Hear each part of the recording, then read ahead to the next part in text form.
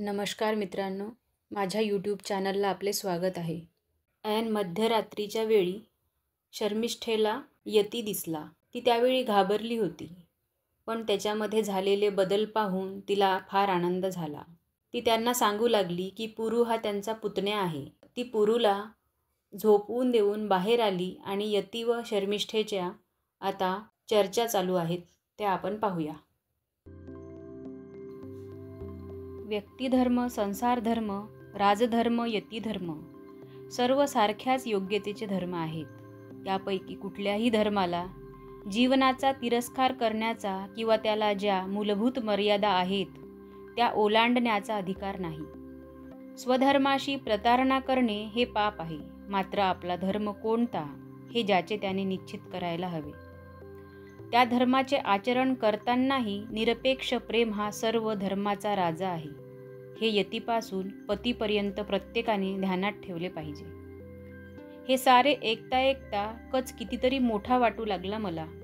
देवयानी दुर्दैवी स्वर्ग आणि पृथ्वी यांचे मिलन ज्याच्या स्वभावात घडले होते अशा या श्रेष्ठ पुरुषाचे प्रेम तिला लाभले होते, पण त्याला सुद्धा तिने शेवटी शाप दिला. अंगणातला कल्पवृक्ष आपल्या हातांनी तिने तोडला. पुरूला घेऊन मी पुढे कुठे जावे हा प्रश्न माझ्यापुढे होताच. तो यतीने सोडविला. तो म्हणाला, हिमालयाच्या पायथ्याशी माझ्या ओळखीचे अनेक वन्य लोक आहेत. मोठे शूर आणि प्रामाणिक आहेत ते, अगदी जीवाला जीव देणारे. मी त्यांच्यात अनेक वर्षे राहिलो आहे. माझ्या मंत्रतंत्रांवर त्यांची फार श्रद्धा होती, त्यामुळं माझ्यावर त्यांची भक्ती आहे. ते तुला आणि पुरूला डोळ्यात तेल घालून जपतील. हिमालयाच्या पायथ्याशी एखादी पर्णकुटिका बांधून आम्ही तिघांनी राहावे. आजपर्यंत शरीर कष्टवीत आलेल्या वडील दिराची सेवा करायची संधी आपल्याला मिळावी असे माझ्या मनात सारखे येत होते. शेवटी ते बोलून दाखविण्याचे धाडस मी केले. तेव्हा यती हसू लागला. वहिनी, ते शक्य नाही. कच मोठ्या उग्र तपश्चर्येला बसणार आहे. अशा वेळी मी मध्येच विचारले, कच उग्र तपश्चर्या करणार आहे ती का? शुक्राचार्यांनी तशाच तपश्चर्येला प्रारंभ केला म्हणून. मी हसत प्रश्न केला, जे गुरु करील ते शिष्यानं करायला हवं असं शास्त्र आहे का? यती गंभीरपणाने उत्तरला, कच खरा आदर्श पुरुष आहे. त्याच्या स्वभावात मत्सराचा लवलेश नाही, कीर्तीची लालसा नाही, देवांचा सुद्धा गुरु होण्याची हाव नाही. पण संजीवनी विद्या गमावल्यामुळे तिच्यापेक्षाही प्रभावी विद्या मिळवायची आणि पुन्हा दैत्यांना देवाहून भारी करायचं अशी शुक्राचार्यांची महत्त्वाकांक्षा आहे. मी ऋषभपर्वा महाराजांची मुलगी. शुक्राचार्यांच्या तपश्चर्येमुळे दैत्यांचे बळ वाढणार या कल्पनेने खरोखर मला आनंद व्हायला हवा होता, पण तो झाला नाही. मी भीत यतीला विचारले, अशी कुठली विद्या शुक्राचार्य मिळवणार आहेत? संजीवनी विद्येनं मेलेला मनुष्य जिवंत करता येईल. आता जिवंत मनुष्य नुसत्या मंत्रानं कसा मारता येईल ही विद्या संपादन करण्याचा शुक्राचार्यांनी निश्चय केला आहे. कच याच विद्येकरिता तप करणार आहे. कचाला मोठं दुःख झालं आहे ते हेच, तपस्व्यानं विनाशक विद्येचा माग लागू नये असं त्याला फार वाटलं. पण शुक्राचार्यांच्या विध्वंसक शक्तीला आळा घालायचा तर तो तेवढ्याच विध्वंसाच्या भीतीनं घालता येईल. एरवी ते शक्य नाही, म्हणून तेवढ्यासाठी कच उग्र तपश्चर्येला सुरुवात करीत आहे. ती किती वर्ष चालेल देव जाणे, पण तो तपश्चर्येला बसला असताना सर्व गुरुबंधूंनी आणि माझ्यासारख्या मित्रांनी जगात शांती नांदावी म्हणून आपापल्या परी तप करणं जरुरी आहे. खरा यतिधर्म हाच आहे. त्याचं पालन मी आता करणार आहे. यावर मी काय बोलणार? एक गोष्ट मात्र माझ्या मनात आली. मी स्त्री होते, आई होते. माझे मन पुरूभोवती संसाराभोवती घुटमळत होते. कच आणि यती हे पुरुष होते. घर हे स्त्रीचे विश्व असते, पण विश्व हे कचासारख्या पुरुषाचे घर असते. दुसऱ्या दिवशी सकाळी यतीबरोबर मी निघाले. काही दिवसांनी हिमालयाच्या पायथ्याशी पोचले. पुरू तर हिमालय दिसू लागल्यापासून आनंदाने नाचू लागला होता. नव्या जागी मला काहीही कमी पडणार नाही अशी व्यवस्था यतीने केली. तो परत जायला निघाला तेव्हा पुरूला मी त्याच्या पायांवर घातले आणि त्याला वंदन करीत मी म्हणाले, भाऊजी, तुमची पुन्हा केव्हा गाठ पडेल? तो हसत म्हणाला, केव्हा ते त्या त्रिकालदर्शी काळपुरुषालाच माहीत. माझे अंतःकरण या उद्गाराने कंपित झाले. मी त्याला लगेच म्हणाले, या अभागिणीच्या एकुलत्या एक आशेला तुमचा आशीर्वाद असू द्या. त्याने पुरूला उचलून वर घेतले. त्याचे जावळं कुरवाळले. मग माझ्याकडे वळून तो म्हणाला, वहिनी, काही काळजी करू नकोस तू. तुझा पुरू आज वनवासी असला तरी उद्या हस्तिनापूरच्या सिंहासनावर बसेल. पुरू मोठा होऊ लागला. कलेकलेने चंद्रकोड वाढते ना तसा. मोठा हूड होता तो. त्याला सांभाळता सांभाळता नाकी 9 येत माझ्या. पण मी अरण्यात असले तरी माझ्या सेवेला अनेक माणसे होती. यतीच्या कृपेने एखाद्या वनराणीसारखे माझे जीवन चालले होते. पुरूच्या नाजूक पावलांना खडासुद्धा बोचू नये अशा काळजी माझ्या भोवतालची मंडळी घेत होती. पुरू हळूहळू बोलू लागला. त्याला कुठे ठेवू आणि कुठे नको असे मला होऊन गेले. पुरू चिमुकले धनुष्य आणि चिमणे बाण घेऊन नेम धरू लागला. त्याचा अचूक नेम पाहून माझा आनंद गगनात मावेनासा होई. पुरू आणखी थोडा मोठा झाला. अर्ध्या कोसावर असलेल्या एका विद्वान ऋषीच्या आश्रमात त्याचे वेदाध्ययन सुरू झाले. माझ्यासमोर माझे बाळ वाढत होते. माझे होत होते. त्याचे स्वतंत्र अस्तित्व मला जाणवू लागले होते आणि तरीही ते माझेच होते. अगदी माझे एकटीचे होते. अशी वर्षामागून वर्षे गेली. पुरू 10-11 वर्षाचा झाला. आता मला त्याच्या पराक्रमाचा अभिमान, पण त्याच्या साहसी स्वभावाची भीती वाटू लागली. आईचे मन किती वेडे असते. त्याला वाटते आपल्या बाळाने लवकर लवकर मोठे व्हावे, खूप खूप मोठे व्हावे, मोठे मोठे पराक्रम करावेत, विजयी वीर म्हणून सगळ्या जगात गाजावे.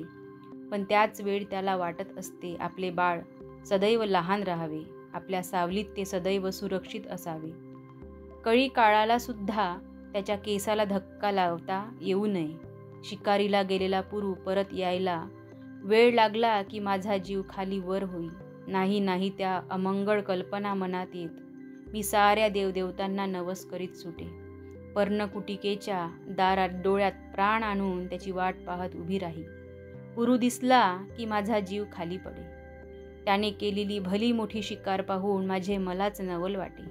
मी स्वप्नात तर नाही ना असे मनात येई. मला एकदम पुरूच्या नाजूक बाळमुठी आठवत. त्या बाळमुठींनी धनुष्यबाण हाती घेऊन धूड मारावे हा केवढा चमत्कार होता. अगदी लहानपणी भिंतीवरला स्वतःच्या सावलीला घाबरणारा पुरू तो आता घनदाट अरण्यातला हिस्त्र पशूंशी किती लीलेने सामना घेत होता. नदी उगमापाशी अगदी लहान असते. एक साधी बोठा एवढी धार. ती डोंगरावरून खाली येते, मैदानात उतरते. तिचे पात्र रुंद होते. ती वळणावळणाने वाहू लागते. तिला दुसऱ्या नद्या मिळतात. ती खूप मोठी होत जाते. पुरूही असाच वाढला. या वनवासातही त्याला अनेक मित्र मिळाले. काही ऋषिकुमार, काही वन्य जातींची. इथल्या उत्सवात, विनोदात, सुखदुःखात, जीवनाच्या सर्व हालचालीत आणि उलाढालीत त्याचे उमलते मन रमून गेले. आता मला एक विचित्र अनुभव येऊ लागला. एकदा वाटे पुरू आपल्या अगदी जवळ आहे. 9 महिने पोटात तितका जवळ होता तितकाच. लगेच मनात येई, छे, हा नुसता भास आहे. तो आपल्यापासून दूर दूर चालला आहे. आभाळात गात गात उंच उंच उडणाऱ्या पाखराचा घरट्यांशी जितका संपर्क राहतो तितकाच त्याचा आता माझ्याशी संबंध उरला आहे. त्याचे जग आता निराळे होत आहे. ते जग जेव्हा पूर्णपणे फुलेल तेव्हा त्यात त्याच्या या दुर्दैवी आईला जागा असेल ना की? हा विचार मनात आला म्हणजे माझे मन नकळत उदास होई. मग पुरू मोठ्या मायेने विचारी, आई, तुला काय होतंय? मला त्याला काही सांगता येत नसे. माणूस हा अंतरंगी एकटाच असायचा असा सृष्टीचा नियम आहे. राहून राहून मनात येई, मी आईबापांना मुकले, पतीला मुकले, पुत्राला मुकण्याचा तसाच प्रसंग माझ्यावर येणार आहे. मला भविष्याची भीती वाटू लागे. असले उदास विचार मनात आले म्हणजे पर्णकुटी बाहेर येऊन मी हिमालयाची शुभ्र बर्फाच्छादित शिखरे पाहात आणि त्याच्याशी घटका घटका गुजगोष्टी करीत बसे. आकाशाला भिडू पाहणाऱ्या त्या उत्तंग शिखरात मला धीर देण्याची केवढी सुप्त शक्ती होती. याच परिसरात पार्वतीने मोठे तप केले होते. ही पुण्यभूमी आहे. आपले वनवासी जीवन हे एक प्रकारचे तपच आहे. हे तप व्यर्थ जाणार नाही. भगवान शंकरांच्या कृपेने अंती सारे काही ठीक होईल अशी श्रद्धा हिमालयाच्या पवित्र दर्शनाने माझ्या मनात निर्माण होईल. हिमालयाचीच गोष्ट कशाला हवी. अरण्यातली प्रत्येक वस्तू मला नकळत धीर देत होती. जीवनातले अंतिम सत्य समजावून सांगत होती. वेलीवर कळ्या येत त्यांची फुले होत, ती फुले रंगांनी आणि गंधांची उधळण मुक्त हस्तांनी करीत. मग एके दिवशी ती कोमेजून जात, पण कोमेजताना सुद्धा ती हसत आहेत असे मला वाटे. माझे यौवन या अरण्यातच सुकून जाणार या भीतीने मन व्याकुळ झाले. म्हणजे ही फुले मला म्हणत, वेडी आहेस तू शर्मिष्ठे. जे आज फुलते ते उद्या कोमेजते. हा सृष्टीचा नियमच आहे. आम्ही इतकी फुलं इथं फुलतो, वेलीवरच कोमेजून जातो, पण आम्ही कधी दुःख करीत बसलो आहोत का? जे जीवन वाट्याला आलं आहे ते आनंदानं जगणं, त्या जीवनातला रस किंवा सुगंध शोधणं, तो सर्वांना आनंदानं देणं हा सुखी होण्याचा सर्वात सोपा मार्ग आहे. खळखळत वाहत जाणारी नदीसुद्धा माझ्या उदास मनाला अशीच तळ्यावर आणी.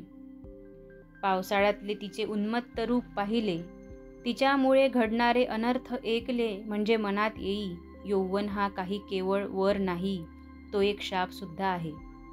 तारुण्याच्या धुंदीत मनुष्य किती उच्छृंखल होईल. सुखाच्या पाठीमागे लागून कुठल्या काट्याकुट्यात किंवा दऱ्याखोऱ्यात धडपडत जाईल. धावताना किती मंगल आणि कोमल गोष्टी पायाखाली तुडवील याचा नेम नाही. ऋषीमुनी अरण्यात जाऊन तपश्चर्या का करतात हे या वनवासात मला कळले.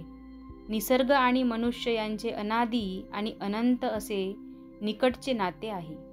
हे दोघे जुळे भाऊच आहेत. म्हणूनच मनुष्य निसर्गाच्या सहवासात असला म्हणजे जीवन आपल्या सत्य स्वरूपात त्याच्यापुढे प्रकट होते. जीवनाची शक्ती कुठली आणि त्याच्या मर्यादा कुठल्या हे माणसाला कळू लागले. निसर्गापासून मनुष्य दूर गेला की त्याचे जीवन एकांकी होऊ लागते. त्या कृत्रिम एकांगी जीवनात त्याच्या कल्पना, भावना, वासना या सर्वच गोष्टी अवास्तव्य किंवा विकृत स्वरूप धारण करतात. माझे दुर्दैव एका दृष्टीने माझे सुदैव ठरले. म्हणून मी इथे आले. जीवनाच्या मुळाशी असलेल्या सत्याचे मला दर्शन झाले. मात्र नेहमीच माझे मन असे विचारशील राहील असे नाही. मी विरहिणी होते. पतीचा दीर्घ वियोग, भोगणाऱ्या पत्नीचे शृंगार कुणाकरिता करायचा असे स्वतःलाच मी विचारित असे. पण एखादा दिवस असा येई की त्या दिवशी थोडेसे तरी नटावे असे मला वाटे. सभोवताली उमलणारी शेकडो रंगीबिरंगी रानफुले मला म्हणत, अगं वेडे, आम्ही तुझ्या शृंगाराकरिता जन्माला आलो आहोत. अशी दूर दूर काय पळतेस आमच्यापासून. मग माझ्यातली स्त्री जागी होई. नाना रंगांची आणि गंधांची फुले मी वेचून आणी. साक्षेपाने आपला शृंगार करी. मग महाराजांची आठवण तीव्रतेने माझ्या मनात जागी होई. असा शृंगार करूनच अशोकवनात मी त्यांची वाट पाहत बसत असे. त्या साऱ्या उन्मादक आठवणी माझ्या काळजाचे लचके तोडू लागत. दिवसभर मला काही सुचेनासे होई. रात्री तृणशय्येवर पडल्यानंतर तर मनाची तळमळ आणि शरीराची तगमग अधिकच वाटे यतीला अनेक सिद्धी ठाऊक आहेत. आपण त्या माहीत करून घ्यायला हव्या होत्या. महाराजांचा एकच शब्द क्षमा अशी त्यांच्या स्वरातली एकच हाक मला या पर्णकुटिकेत प्रत्येक दिवशी ऐकू आली असती तर मी त्या हाकेपुढे स्वर्गसुख तुच्छ मानले असते. त्यांचा एकच स्पर्श, अगदी साधा स्पर्श, हळुवारपणे पळभर त्यांनी केसांवरून फिरवलेला हात, तेवढा स्पर्श मला मिळेल तर हा सारा जीव घेणारा मनाचा खेळ बंद व्हावा म्हणून मी खूप धडपड करी. कचाचे आणि यतीचे वैराग्य आठवून पाही, पण मन अगदी ओढाळ गुरु होई. काही केल्या ते माझ्या ताब्यात राहत नसे. ते उडून हस्तिनापुरात जाई, अशोकवनात शिरे. महाराजांची वाट पाहत भुयाराच्या दारात उभे राही. नाही, माणसाला शरीर सदैव दूर फेकून देता येत नाही. मोठ्या कष्टाने आवरलेल्या असल्या नाजूक इच्छांचा स्फोट एखाद्या वेळी अगदी अनपेक्षित होई. पुरू 7-8 वर्षाचा झाला तेव्हाची गोष्ट. जवळच वन्य जमातींचा उत्सव होता. तो बघायला आम्ही गेलो. त्या उत्सवात एक नाटक होते, ते पाहायला मी बसले. पुरू ऋषिकुमारात बसला होता. माझ्याजवळ बसलेल्या एका प्रौढ स्त्रीच्या मांडीवर 4-5 वर्षाची मुलगी होती. तिचे डोळे मोठे सुंदर होते, पण मला कौतुक वाटले ते डोळ्यांपेक्षाही तिच्या केसांचे. त्या केसात मधूनच मोहक सोनेरी छटा असलेले केस विपुल होते. विजेच्या अगदी बारीक तारा काढाव्यात आणि काळ्या ढगातून त्या गुंफाव्यात तशा त्या सोनेरी छटा वाटत होत्या. मुलगी नुसती गोडच नव्हती तर धीटही होती. मी हात पुढे करताच आढेवेढे न घेता ती येऊन माझ्या मांडीवर बसली. माझ्याकडे टक लावून पाहू लागली. तिची हनुवटी उचलून मी तिला विचारले, बाळ, तुझं नाव काय? अलका. किती गोड नाव होते ते. त्या बाईला ओळख ठेवण्याविषयी सांगून मी उत्सवातून परतले. आमच्या पर्णकुटिकेत आले, पण मला काही केल्या रात्री झोप येईना. राहून राहून ती गोड मुलगी डोळ्यांपुढे येऊ लागली. महाराजांच्या सहवासाची आणि त्या सहवासात लाभणाऱ्या सुखाची आठवण तीव्रतेने होऊ लागली. वाटले पुरूला एखादी अशी गोड बहीण असायला हवी होती. कितीतरी दिवस ती हुरहुर पायात सलणाऱ्या काट्याच्या बारीक टोकाप्रमाणे माझ्या मनाला टोचत होती. किती निरनिराळ्या टोचण्या या शांत जीवातही माझे मन अस्वस्थ करून सोडित. मध्ये एकदा यती येऊन माझी विचारपूस करून गेला. त्याने राजमातेच्या मृत्यूची वार्ता सांगितली. ती ऐकून मला फार वाईट वाटले.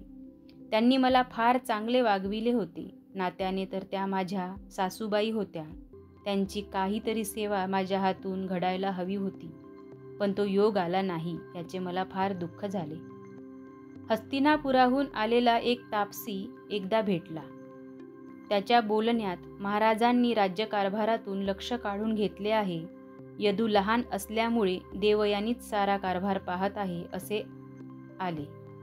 असे का व्हावे हे मला कळेना. देवयानीचे आणि महाराजांचे भांडण झाले असेल काय? झाले तर झाले, म्हणून काय माणसाने आपले कर्तव्य सोडायचे? या भांडणाचा महाराजांवर काय परिणाम झाला असेल? काही माणसांना प्रेमाच्या ओलाव्याची फार गरज असते. तो मिळाला नाही तर ती सुकून जातात. देवयानी आणि महाराज यांच्यात जर कायमचे वितुष्ठा आले असेल तर महाराजांची गत काय होईल? त्या दिवशी मी अतिशय उदास झाले. वाटले स्वतःच्या प्राणांची बिलकुल काळजी करू नये. असे उठावे, हस्तिनापूरला जावे आणि महाराजांना म्हणावे, चला माझ्या पर्णकुटिकेत, तिथं आपण राजवाडा निर्माण करू. पण पुरू अजून लहान होता. देवयानीची ती दिवंडी जुनी झाली असली तरी माझ्या मनावरती एखाद्या तप्त मुद्रेप्रमाणे उमटलेली होती. मी रडले. रात्री झोपताना नेहमीप्रमाणे देवाची प्रार्थना करीत म्हटले, देवा, त्यांना सुखी ठेव. प्रार्थना करताना मी जे जे म्हणत असे ते बाळपणी पुरू मुकाट्याने म्हणे. पण आता तो थोडा मोठा झाला होता. त्या दिवशी त्याला काय लहर आली कुणाला ठाऊक. त्याने मला विचारले, आई, त्यांना म्हणजे कुणाला ग? मी हसत उत्तर दिले, त्यांना म्हणजे त्यांना. तो हट्ट धरून बसला. त्यांचं नाव सांग मला. तू मोठा झाल्यावर सांगेन. मी आता झालोय की मोठा. मला अचूक नेम मारता येतो, मंत्र म्हणता येतात, पोहता येतं, झाडावर चढता येतं. यापेक्षा खूप मोठा व्हायचंय तुला. खूप विद्या मिळवायची आहे. लढाईत मोठे विजय मिळवायचे आहेत. ते आजसुद्धा मिळवीन मी. कुणाशी लढाई करू बोल. मी त्याचे तोंड कुरवाळीत म्हटले, यावेळी नाही लढाई करायची बाळ. पुढं तू 16 वर्षाचा हो, मग त्यांना म्हणजे कुणाला हे तुला मी सांगेन, आधी नाही. पुरू 16 वर्षाचा झाला. तो कुणी साधा कुमार नसून हस्तिनापूरचा राजपुत्र आहे हे रहस्य मी त्याला सांगितले. ते कळल्यावर आपल्या आईने असे रानावनात राहणे त्याला बरे वाटेना. देवयानीच्या मत्सरी स्वभावामुळे हस्तिनापूर सोडून आले आहे अशी मी त्याची समजूत घातली, पण तेवढ्याने त्याचे समाधान होईना. तो मला म्हणू लागला, आपण दोघं हस्तिनापूरला जाऊया, महाराजांना भेटूया. मी महाराजांना म्हणेन, मी तुमचा मुलगा आहे, तुमच्यासाठी वाटेल ते दिव्य करायला तयार आहे, पण माझ्या या आईचे असे हाल करू नका. 15-16 वर्षाच्या मुलाची समजूत घालणे फार कठीण काम होते. यौवनाची पहिली उर्मी जितकी उत्साही तितकीच अंधळी असते. व्यवहारातले काटेकुटे तिला दिसत नाही. स्वप्नातल्या फुलांचा सुगंध मात्र सतत तिच्या भोवती दरवळत असतो. आपल्याला महाराज हस्तिनापुरातला बोलावून नेतील अशी वेळ लवकरच येईल, तोपर्यंत आपण इथेच राहणे इष्ट आहे असे मी त्याला परोपरीने समजावून सांगितले, पण त्याला ते पटले नाही. आईची आज्ञा मोडायची नाही म्हणून चडफडत तो गप्प बसला. तो महाराजांचा मुलगा आहे हे रहस्य त्याने मला विचारल्यापासून कुणालाही सांगितले नाही अशी शपथ मी त्याला द्यायला लावली. तेव्हा मला अडविण्यासाठी तो म्हणाला, महाराजांना सुद्धा? मी हसत उत्तरले, अरे वेड्या, महाराज इथं कशाला येतील?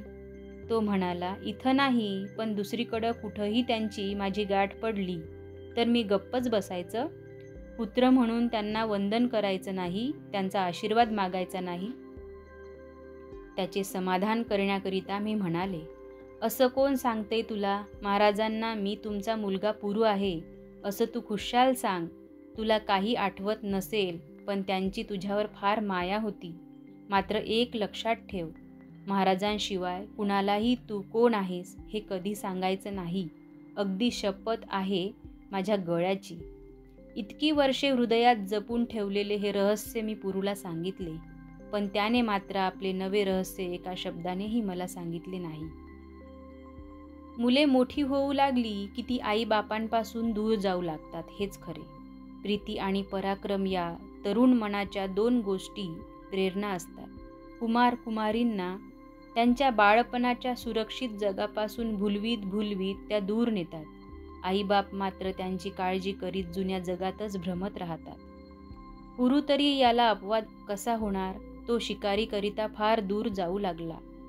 हिमालयाच्या शिखरांवर चढून जाण्याचे स्वप्न त्याला पडू लागले. मिळालेल्या धनुर्विद्येपेक्षा अधिक विद्या कुठे मिळेल याची चौकशी करायला त्याने सुरुवात केली. भीती हा शब्द त्याच्या वाऱ्याला सुद्धा उभा राहीनासा झाला.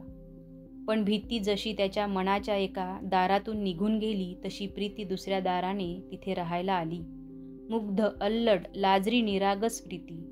अरुणोदयाच्या आधी पूर्वीच्या कोपऱ्यात दिसणाऱ्या नाजूक गुलाबी छटेसारखीच प्रीती.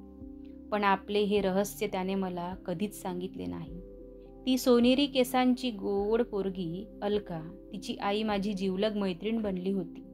हळूहळू मुलांचीही मैत्री झाली. मात्र पुरू 16 वर्षाचा झाल्यानंतर त्याच्या आणि अलकेच्या वागण्यात बदल होऊ लागला. दोघे पूर्वी इतक्या मोकळेपणाने दंगा करीनाशी झाली. त्यांच्या हालचालीत अनामिक संकोच दिसू लागला. इतर माणसे आपापल्या कामात आहेत असे बघून दोघेही एकमेकांकडे टक लावून पाहत, मग गालातल्या गालात हसत. लगेच अलका खालच्या मानेने पायाच्या नखाने जमीन उकरू लागे. ती अगदी लहान होती तेव्हा पुरूचे काही काम करायला सांगितले तर ती तोंडाचा चुंबू करून म्हणायची, आम्ही का त्याचं काम करायचं? तो कुठं आमचा काम करतो? पण आता ती केव्हाही आली तरी तिचे लक्ष माझ्यापेक्षा त्याच्या सुखसोयींकडेच अधिक असायचे. हे सारे माझ्या लक्षात हळूहळू येऊ लागले. त्यात वावगे असे काही नव्हते. पण एखाद्या वेळी माझ्या मनात येई, हा प्रेमाचा अंकुर वाढू देणे योग्य आहे का? पुरू राजपुत्र आहे, ययाती महाराजांचा मुलगा आहे. उद्या देवाला दया येऊन सारे सरळ झाले तर एखाद्या राजकन्येशी त्याचे लग्न होईल. मग ही गोड गरीब पोरगी मनातल्या मनात झुरत जाय, निराश होईल. छे, सफल न होणाऱ्या प्रेमाचे दुःख असह्य असते.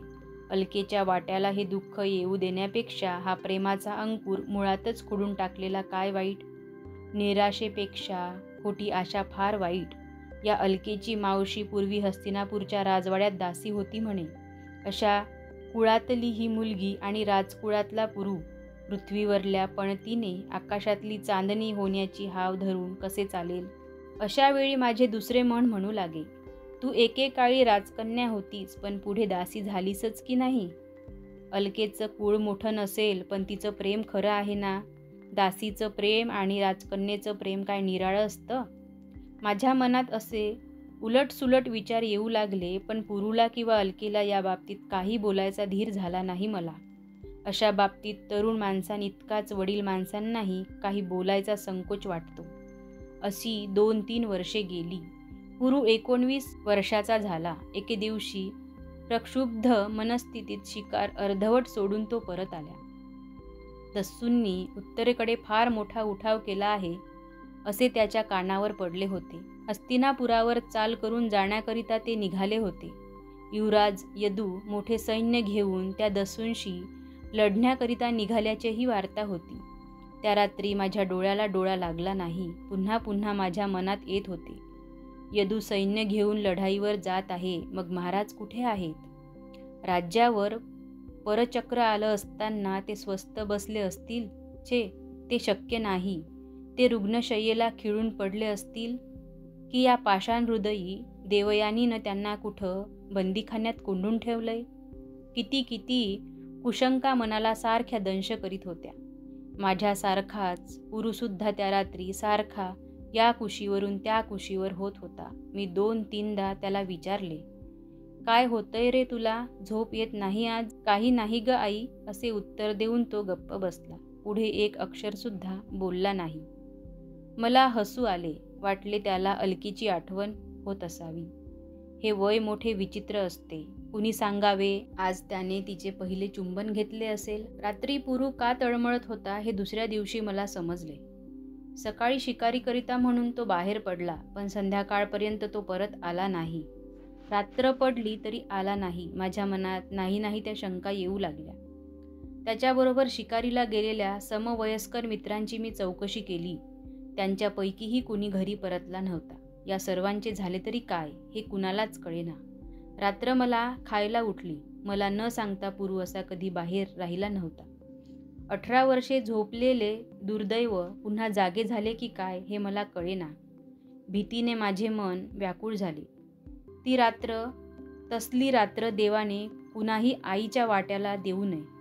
दुसऱ्या दिवशी 2 प्रहरापर्यंत पाण्याबाहेर काढलेल्या माशासारखे माझे मन तडफडत होते. मग अलका आली.